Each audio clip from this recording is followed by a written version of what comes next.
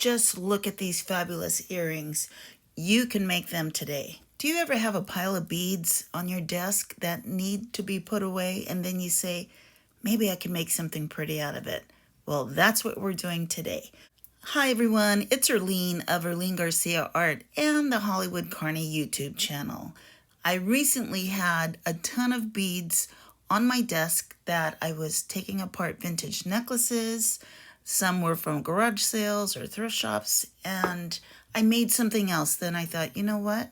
I'm going to make a pair of earrings out of the rest of them. Grab your wire cutters, needle nose pliers, and round nose pliers. Let's see what else we need here. Since I ended up with bead soup, I decided to colorize them, separate them by color. I'm going to put them away anyway. So this is what I have. Since I wanted immediate gratification, earrings are the best bet. So I grabbed my earring findings box, decided to use the lever hinge ear wires. I chose head pins that have a little ball on it. I feel that it gives it simple elegance. And I also chose some spacers in similar brass antique color. And of course, I should show you the earring that we are making one more time so you have an idea of what we are creating. So that is the lever back ear wire. There will be one head pin at the top. We have a chandelier piece that we have our 5 dangles hanging from.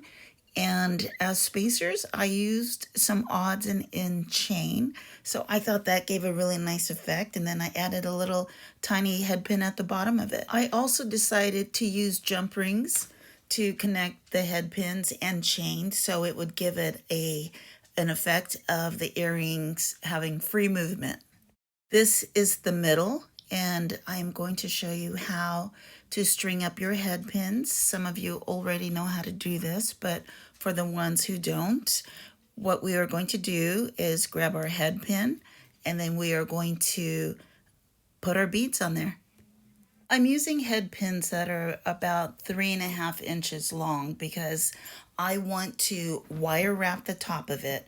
So there's about 5 beads. We have a little Austrian crystal, we have a spacer, we have a small crystal rondelle, we have a vintage Austrian crystal, we have a very special seed bead there that I'll tell you about in a minute, a Chinese crystal, and another crystal rondelle. I decided to use a few bead caps because they really add to your earring. And also I'm using my very special vintage African copper hishi. I love these. They're always perfect. If you do not wire wrap, it kind of gives it that effect. 40 years ago when I started making earrings, I would go along on antique sales with my parents and I would find vintage necklaces and take them apart. And as years passed, I have found that my clients love the vintage Austrian crystal beads.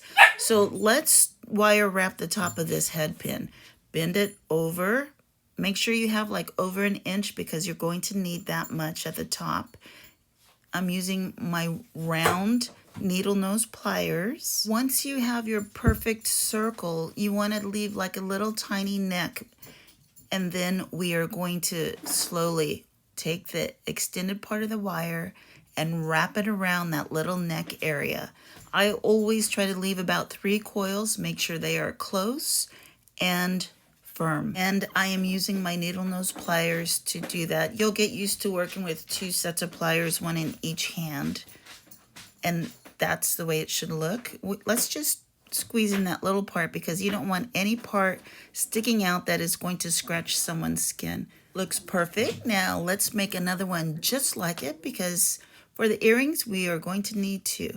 So now I am going to start with my other dangle. I am using a coin-shaped pearl.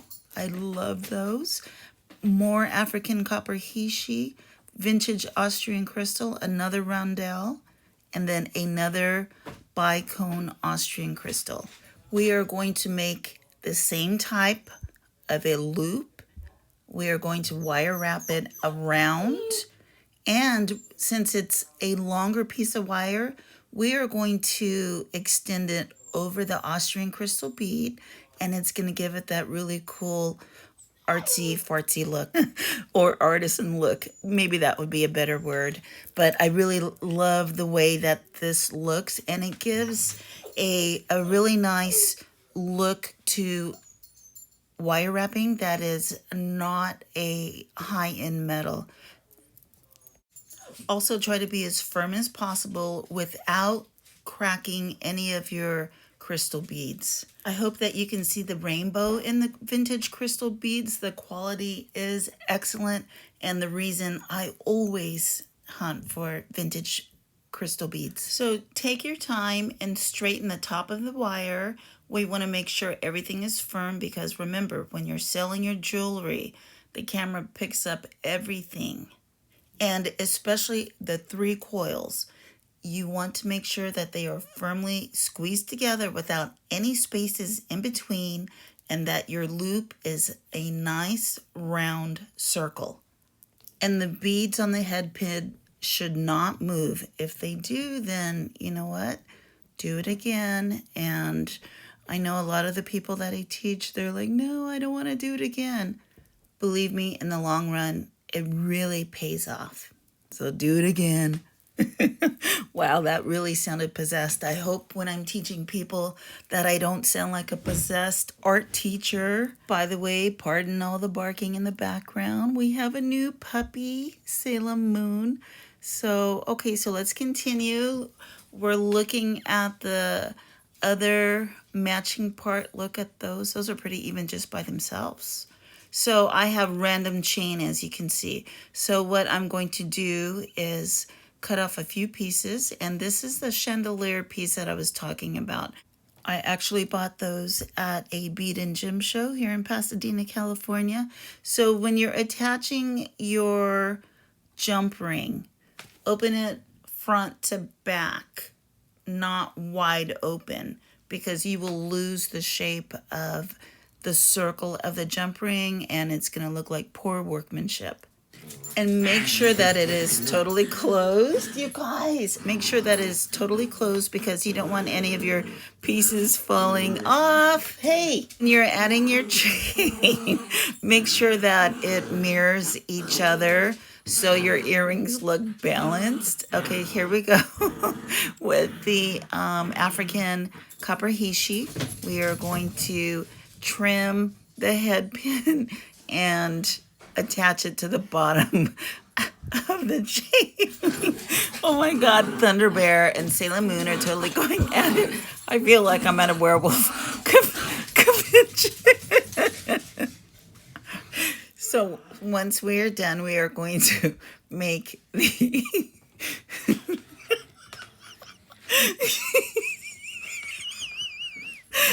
sorry, we're going to make the exact same thing. Okay, let's I'm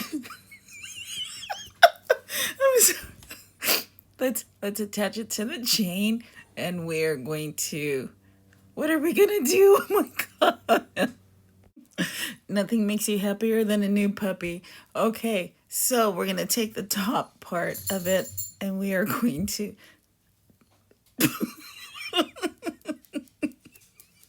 my gosh. Okay, so we are going to pick up a bead cap, a Chinese crystal. Let's see if I can keep my cool here.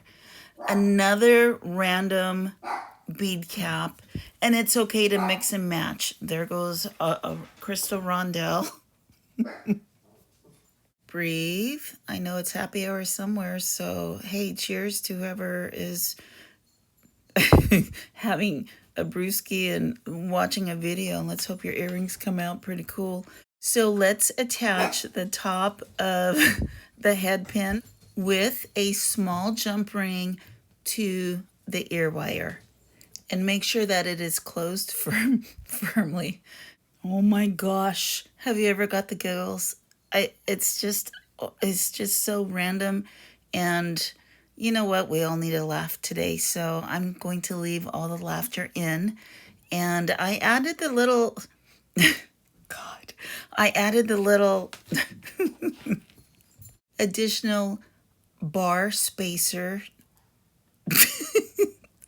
For length. Oh my gosh, I wish I was at a happy hour with all of the cool people that I know. So, okay, let's try to get this video finished. Okay, so what I am doing, I am closing the jump ring. Please make sure the jump rings are closed. Let's add the third head pin with a jump ring. Make sure it is closed. And by the way, our new puppy, he is really hilarious with he's supposed to be a Chorky, which is a Yorkie and a Chihuahua, and he's super tall, so everything that he does totally cracks me up.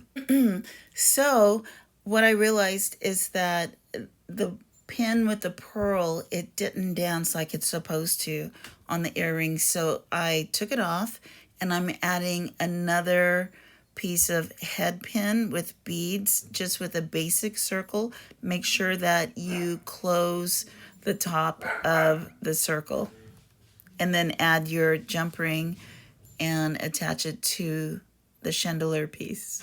Oh my gosh, I forgot to tell you about why I love those special metal vintage seed beads. My sister had purchased them for me over 33 years ago at a Grateful Dead concert with Jerry Garcia, and the beads were super vintage then. So, and I still have some. So basically what I'm doing right here is that I'm taking apart the chain because I felt that the Salem, I felt that the chain was too long for the little piece hanging at the end. So this part looks super cute, but I think it needed a little bit more oomph. So I am going to take one of these little tiny Czechoslovakian beads and put one of my favorite little metal seed beads and some of the African hishi, put them together and make that a little perfect dangle. But then I thought, ooh, it should have been the other direction. So I reversed it and I really like the way that it looks now. So let's continue. Also, when cutting your head pin wire or any wire, please be careful because those little suckers fly and we don't want it to end up in somebody's eye. So this is our final and last dangle to put on the earring, and make sure that all of the jump rings are closed because you do not want your earring falling apart when someone is wearing it. When you're creating your earrings, little pieces, little findings like the jump rings, the bead caps, the spacers, they really do make a difference. And the type of ear wire that you use for your earring. And especially the quality of the beads.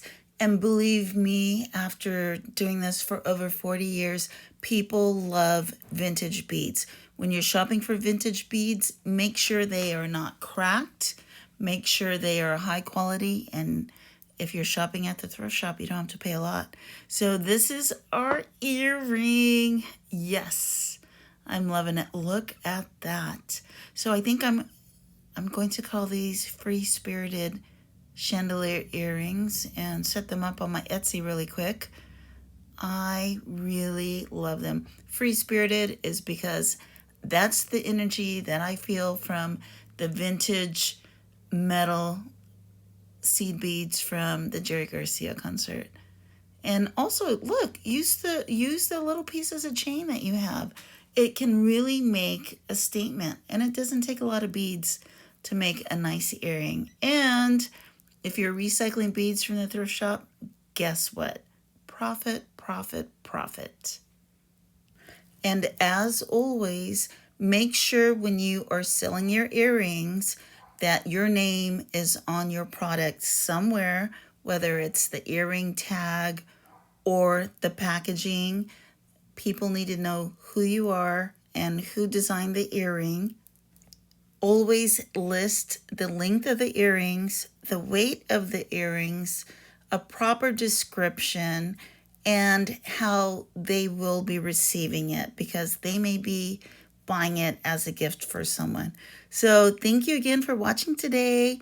And as always, have a happy day. Bye.